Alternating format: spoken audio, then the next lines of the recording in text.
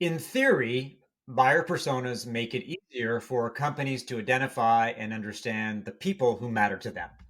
After all, the more you know about your customers, the better you can serve them. However, buyer personas can be a hit or miss proposition. Companies develop them, but they're sometimes more fiction than fact, or marketers and salespeople don't leverage them. So, how do companies extract value from using buyer personas to target and make the buyer's journey more efficient? To answer this question and more, I'm excited about this conversation with Jim Kraus, the president of the Buyer Persona Institute. Welcome to Marketing Spark, Jim. Thanks, Mark. Great to be here. Before we explore the value and mechanics of buyer personas, what is the Buyer Persona Institute and who does it serve? The Buyer Persona Institute, if we had a mission statement, it is to take all the guesswork out of marketing. The companies that we work with, we're trying to provide them real in depth buying insight. So when they're developing marketing and sales motions, they don't have to guess about what buyers want, what they need, what they want to experience to trust them and their solutions. We develop buyer personas so they know exactly what those things are for them to really trust them and want to do business with them. And I'm sure we'll get this later in the discussion, but we do that by way of actually talking to real life buyers to get those insights. I'm glad you mentioned that because I spend a lot of time on LinkedIn, probably too much if I had to be honest. And there are many posts by marketers on the importance of talking to customers. To me, that's marketing 101, but I think it suggests that many companies don't talk to their customers or their prospects for that matter. In your work, in your research, do you find that a lot of companies drop the ball when it comes to getting insight from the people that matter to them? I think there's two places that companies drop the ball. It could be one or both of them. One is just not talking to the customer enough, right? That's number one. So you can never talk to customers too much, right? You're at the end of the day, you're offering a particular product or a service, features, capabilities, but what the customer is trying to solve for, what benefits that they're looking to, how they define success is really going to dictate how successful you're going to be in the market if you can align what you offer to them. So you can never talk to customers too much. I think the other place is who are they actually talking to and what is the nature of those conversations? And the reason that's so important is because buyer persona, you really want to start with the end in mind as far as what are you really trying to learn in these discussions? Because that sets up how you interview customers and then how do you take those results and analyze them so that they actually result in very meaningful insights you can use in your business. That's it's interesting because getting things out of buyer personas, ultimately buyer personas only have value if you can extract insights that you can use to drive forward your business. Before we get into the buyer persona creation and development, what are the most effective ways in your experience that marketers and salespeople can get tangible and actual insight from customers and prospects? Because it's one thing to talk to them, it's another thing to ask the right questions, to get the insight that you need to do better marketing, do better sales. So, in addition to actually talking to customers, in your experience, what are the different vehicles that marketers and salespeople can use? So there's a lot of different inputs that you can get, and none of them are wrong or right. I think they're all great, right? So you can get input from analysts, you can get input from your sales folks, customer facing people, customer service people. You can get inputs from any win loss analysis or interviews you do. There's any number of places. The other place, which is really a valuable place to go, is just to talk to recent buyers who have recently made the exact same buying decision that you're trying to influence. And these aren't your current customers necessarily. These are folks that literally made the same decision you're trying to influence them. And then I would say for now, the biggest advice I can give you when you're talking to these folks is you want to understand their buyer's story. That's the way we kind of look at it. So the interviews that we do, and we talk to our clients about doing if they'd like to do them themselves, is to go into the interview really just as a journalist would. You're trying to understand their entire buyer's journey from literally the moment that they had a need for a particular product or service all the way until they make the final decision. It's not a survey rating ranking type. It's really an exploratory interview, and just being very curious, being a great listener, and just asking good questions to try to get at certain insights that are going to be the most helpful to your marketing sales teams.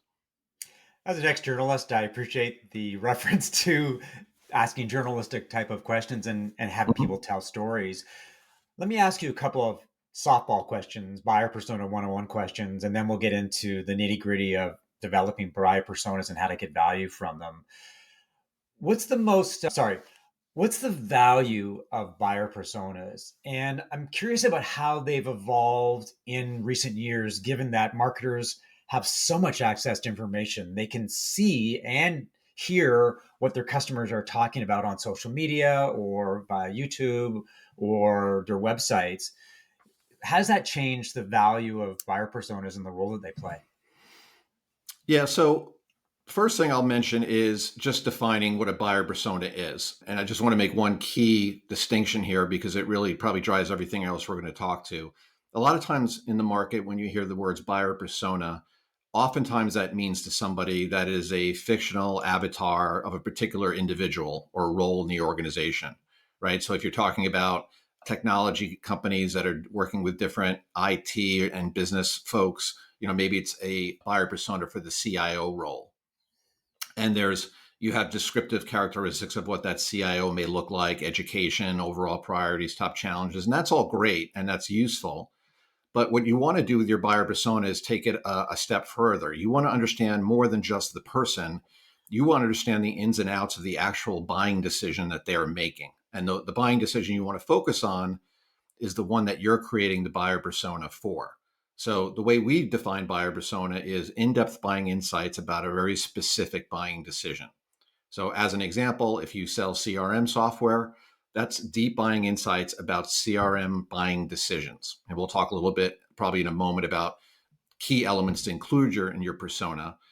But to answer your second question, once you have these buying insights, they add tremendous value. I mean, a lot of our clients call them cheat sheets because they take all the guesswork out of if you're trying to develop positioning, messaging strategies, sales plays, even ways to overcome sales objections.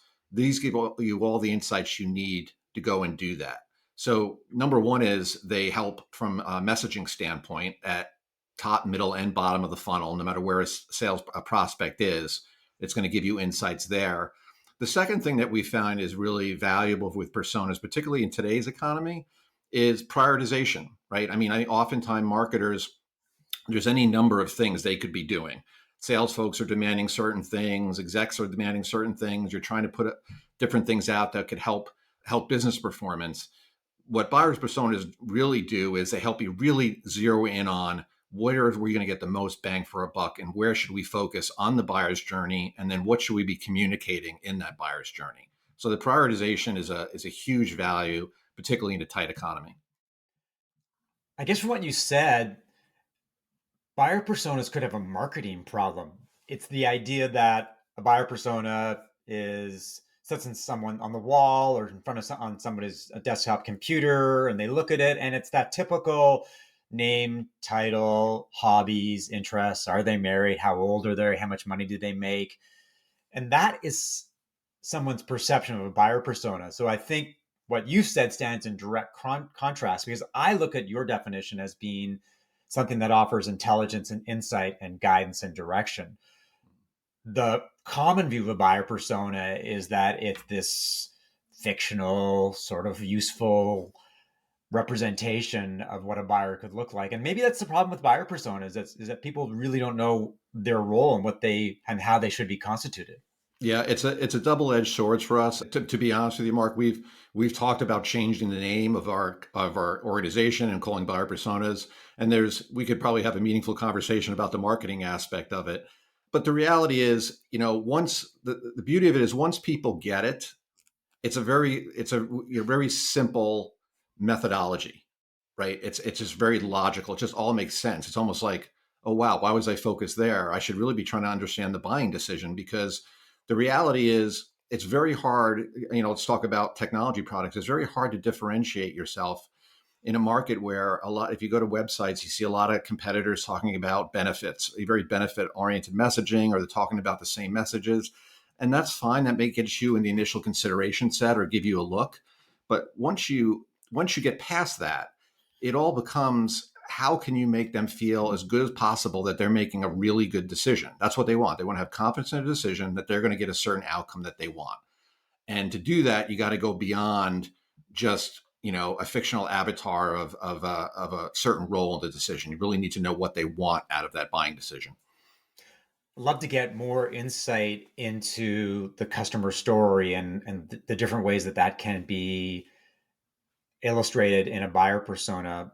And maybe I can ask you about the key elements of a buyer persona and the steps that companies should take to develop them. And this is obviously could be a very long conversation. And as important, what types of data and insights should be collected to inform the process?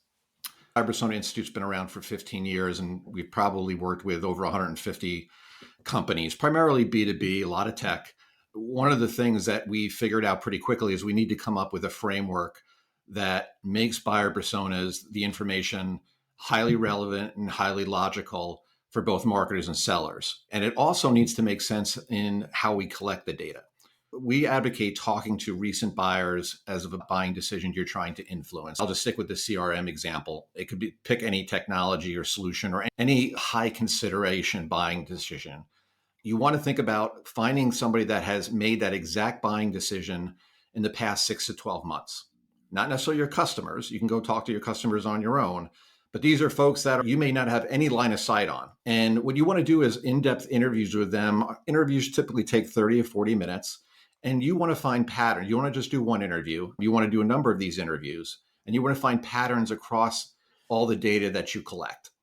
And what we do is, our approach to interviewing is, there's only one scripted question we ask at the very beginning, where we say, take me back to the day when you first decided you needed X, using CRM as an example. You ask a lot of probing questions to really understand, how did they come up with the fact that they even had a need for the product? How do they find success? What is success to them? How did they figure out who they were originally going to look at, and how they winnow down their choices? So we take an approach where we really try to understand that entire process in their words, because they will self-identify the moments that are really important in the buyer's journey. And that's critical, because we're not looking to give them a list and say, which information source did you use the most? We're trying to have them tell us what were the different information sources they used and talk about them, so that they self-identify what's truly important. So we do a number of those interviews, and then we look across them to find patterns in the data. And our buyer personas consist of 5 key elements. The first one is called priority initiatives. That's really just triggers. This is literally, what are the things that gets buyers even looking at a certain point of time? You may have had a certain challenge or business opportunity for any number of months, years, whatever. What was the thing that really got you going, right, to get started? That's number one. The second thing we call success factors. And this is absolutely critical, because these are buyers literally telling us how they define success. What does success look like for them? Third thing is perceived barriers. This is one of my favorites. It's kind of the bad news, but it's something that gets overlooked a lot of times in buyer personas. And perceived barriers are all the reasons that a buyer would not want to make this investment or make it with a certain provider. And these are high consideration decisions. They're probably a certain investment. There's other costs that you're taking into training people how to use technology, for example. If you don't think that buyers have some trepidation, you're mistaken. They do. And we want to learn, what are all those things that they have anxiety about? What are they concerned about? The fourth one's decision criteria. And this is a super powerful one, because these are all the questions they're going to have for you. If you're in the consideration set, or they're just trying to figure out who they want to consider, these are all the questions that they're going to ask different providers that they're considering. And then the fifth and last thing is the buyer's journey. So this is literally, by them telling us their full story, we're able to really understand what are the steps that they take in the process. Who are the people that have some type of influence or say? What information sources are they using, and do they trust? So that we can really paint a picture of what that buyer's journey looks like. So think about it. Now you've got a buyer persona with these 5 elements. It literally tells you everything that you need to know to figure out, where do you best meet buyers where they are? What kinds of things do they need to know and experience to have full confidence in you? The other thing, going back to what I had said earlier, is it helps you really prioritize now, right? Because now if you have 10 features, I can guarantee you they don't care about all 10 features, right? If you know what their success factors are and some of the key questions they ask from the decision criteria, you're going to be able to hone in on, this is where we really need to spend some time and make the customer feel really good about this capability and that they can achieve the result that they want. Now, to be clear, when you're doing this research, are you talking to customers, recent customers, existing customers, customers who have been in the fold for a while? Or is it a combination of customers and people who are in the market for a CRM, for example, but a company has never had contact with them? They haven't filled out a form, they haven't asked for a demo, it's completely cold. Do you combine the two inputs? It's the latter. So you may end up talking to customers, but we would not suggest that you actively recruit them per se, because there's a couple of reasons for that. One is you want the buyer persona to be representative of the market. When I say market, I mean the entire market. And the reason that's so important is because A, it gives you visibility into opportunities that you're probably not even seeing if you're just talking to your current customers. The other reason it's absolutely critical is because one of the key ways to get traction with the buyer personas on the back end is to socialize these amongst the marketing, sales, and product departments. And if you come to them with a market study with rigor that you went out and talked to recent buyers that weren't just your customers, it's impossible to ignore, right? Because these are things that nobody has line of sight on because they're not your current customers. So when we say recent buyers, we carefully define what the buying decision is that you're trying to influence. And then we go find folks that made that exact buying decision. Many times it will be people that we talk to that made a buying decision for a deal that you were never involved in, but you would love to have in your sales pipeline, right? So that's what we're trying to really bring to the table here. And it's pretty powerful. Well, the $64,000 question, and this may be proprietary information through the Buyers Institute, is how do you find those buyers, people or companies that decided not to buy a company's product, they bought somebody else? And how do you convince them to provide you with insight, given the fact that, well, they've already made their decision? They may not be willing to share their feelings or their thoughts, especially with somebody who didn't get their business. What are the tools that you use or the approaches that you take to leverage information from these type of customers? So the first thing that you do is you want to define the buying decision and the target buyer as specifically as you can. And that sounds very straightforward, but it's not always as straightforward as it would appear. We actually do a 1 hour meeting when we do a new study where we bring the marketing, product, and sales folks, and we define very specifically what is this buying decision? Who are we really going after? And it may be that it could be a certain solution, but it's got to be a certain solution with certain components. And then also who is the target buyer, whether it's, certain industries, e sizes, geos, other type of things. So that's number one, define that very specifically. Then the second step to get to your question is we work with, and you can work with outside recruiters that can help find these folks. What you do is you develop it's just a short questionnaire. It's probably a 10-15 minute questionnaire typically, where we ask very specific questions to find people that were recently involved in that buying decision. And we're pretty stringent about it, right? Not only must have they evaluated and purchased that solution in the past 12 months, we also make sure that they are heavily involved in the process because again, we're not trying to just get insights on them as individuals. They are literally the voice box for their organization, describing to us all the things that went on, all the things that were important for their organization, including themselves. We provide stipends. So these are quote unquote research interviews. So we provide stipends, honorariums. And usually folks if we find them, if they have the time, they're very willing to talk to us because they get some money. They usually get value out of the conversation. Because again, remember, this is something they have an opinion about because this is something that was really important to them, this decision, right? They're not guessing. This is not, them making things up. This is literally, they're telling you exactly what was important to them. So that's basically the way we secure them for the interviews. I have been doing a lot of exploration recently on the brand positioning process. And one of the key elements or pillars is the whole idea of jobs to be done, which is a very popular concept in terms of trying to get insight into what customers want, the way that they think and they feel. How does that framework fit into the development of buyer personas? It's very similar. I mean, I would say it's a component of our interviews. What it's probably most closely tied to is our success factors dimension, as far as what outcomes they want to achieve. But we also see it show up in terms of perceived barriers or their concerns or decision criteria. It'll also come up there as well. But basically, it's just it would I would say it's a component of our interview. But the key thing is we're trying to understand what is that job to be done? What is success for them? How do they define it as specifically as possible? Because that's absolutely critical. Once buyer personas have been developed, two questions here. How does marketing and sales leverage them, get maximum input from the value that you've delivered and the insight that you've created? And on the flip side, what are the mistakes or pitfalls to avoid when using buyer personas? So how to use them? One of the things I would highly recommend is to socialize the results first. You would want to have folks when you're first figuring out what is the buying decision you're trying to influence in your target buyer.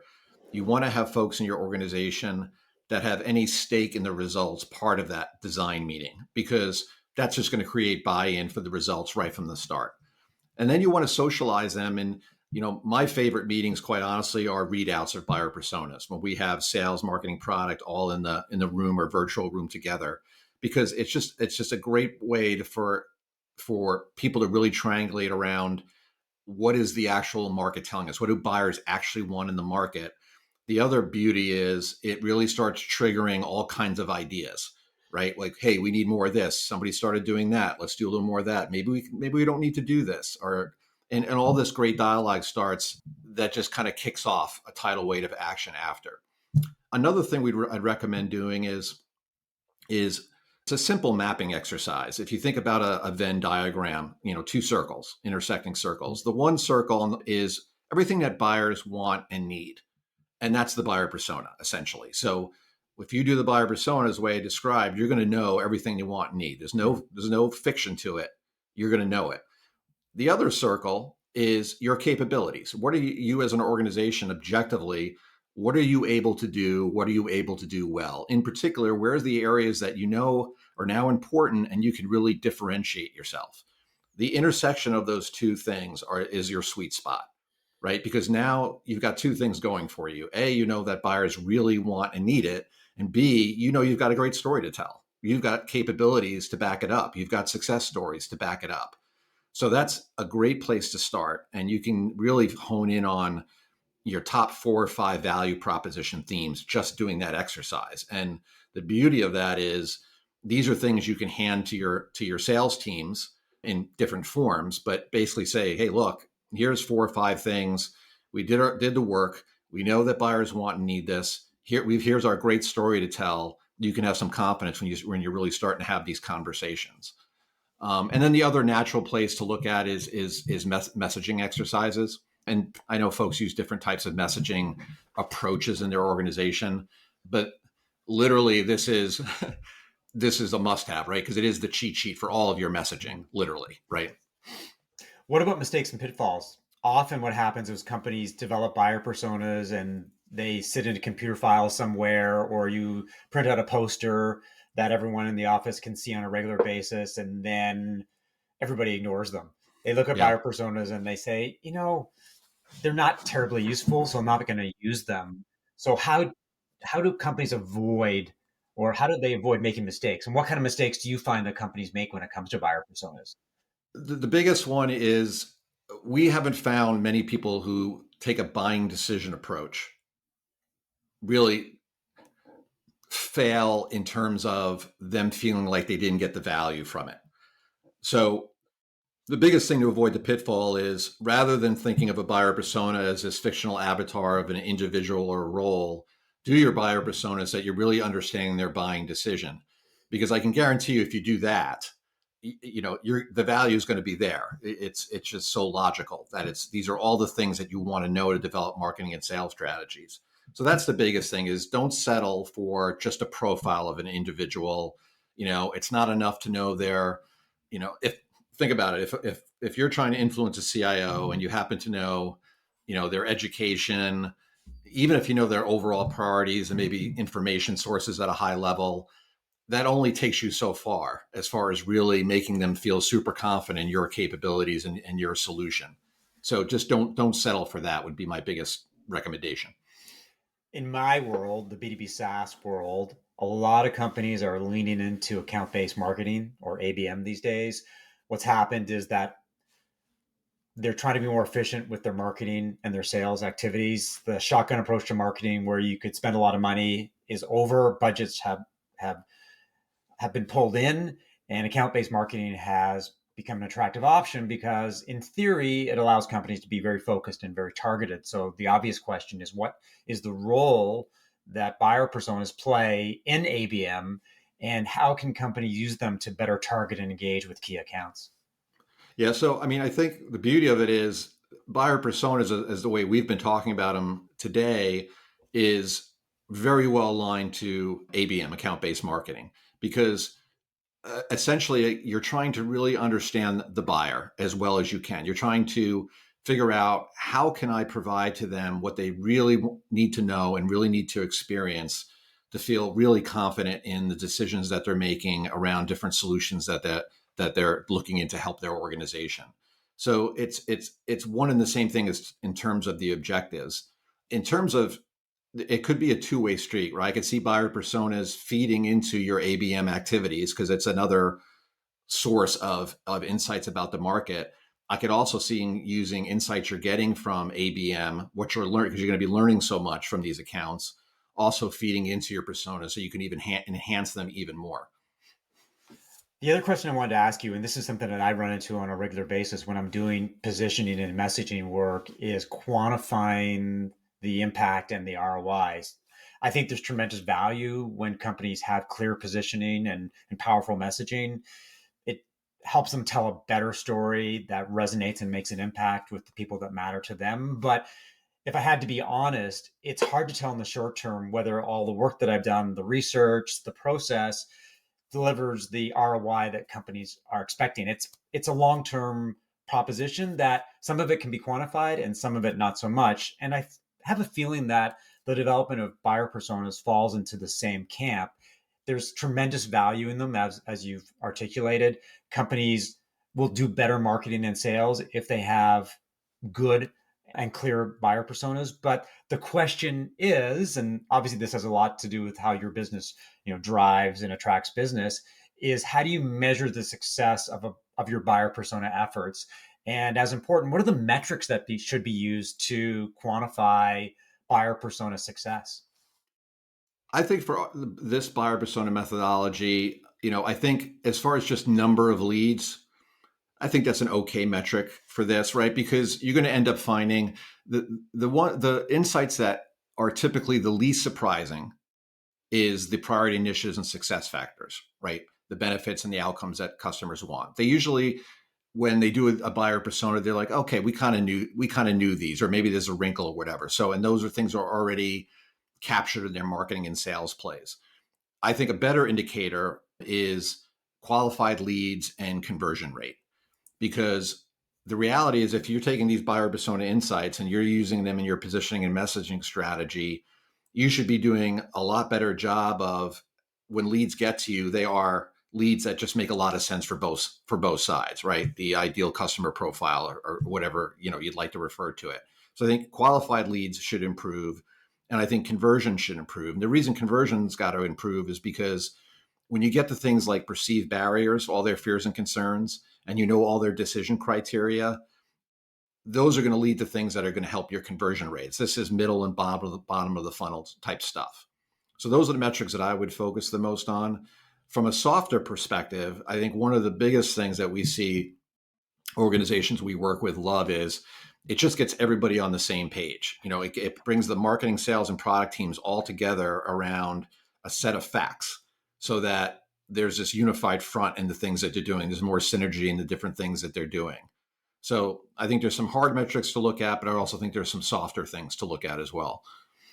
I agree with you, but a little bit of pushback. Well, first, let me start with what I agree with. I think the process when it comes to developing buyer personas and positioning for that matter delivers tremendous value and insight because once people get a deep understanding of their customers and how they think and feel and behave, then that informs a lot of their thinking and their decisions. But the pushback is, how do you correlate leads and MQLs with better buyer personas? Because I run into this when I develop positioning, is that if we do A, B will happen. In marketing, it's really hard these days. So how do you explain, or how do you justify the fact that you've done all this work and we're using, qualified leads as a Right. criteria for success? It strikes me as a bit of a hard argument sometimes, especially when you're talking to the CFO.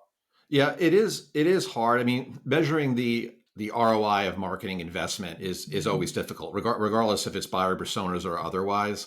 I think where our clients have had the most success proving the case from a hard metric standpoint has just been before and after things, right? Where they do, not necessarily an A/B test per se, although they may be doing that as well, which is fantastic. But they'll look at different points in time where they have certain performance and then they made some significant changes, and they looked at that over a period of time. And those are the ones that are able to usually quantify or be able to, make the argument. I think the other thing is, for these buyer personas, one of the way we've seen organizations make the case for them is just looking at what a typical deliverable is, a buyer persona deliverable, because they're so logical in the insights that they give.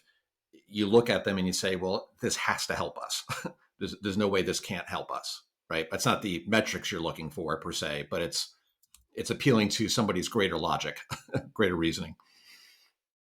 Thanks for the great insight into buyer personas. It's a topic that I've wanted to explore for a long time. So I really appreciate the information that you delivered and how to make buyer personas into very powerful and tangible marketing and sales assets. And I particularly like the framework that you use because I think it does a great job of demystifying the fact that you've got these buyer personas that don't offer a lot of value that most people ignore in the process. So thank you for that. One final question is, where can people learn more about you and the Buyer Persona Institute? Yeah, sure. So buyerpersona.com, pretty simple to remember. We've got a number of different things there. We've got some buyer persona templates, sample deliverables. We have a masterclass, a self-paced masterclass if folks want to really get in the ins and outs of how to do this themselves. And we have a number of blogs up there that talk about all different angles and aspects, including the methodology and the framework that we discussed today, if they want to dig a bit deeper. Well, that's awesome, Jim. Thanks very much. Appreciate it. Sure. Thank you, Mark. I enjoyed it.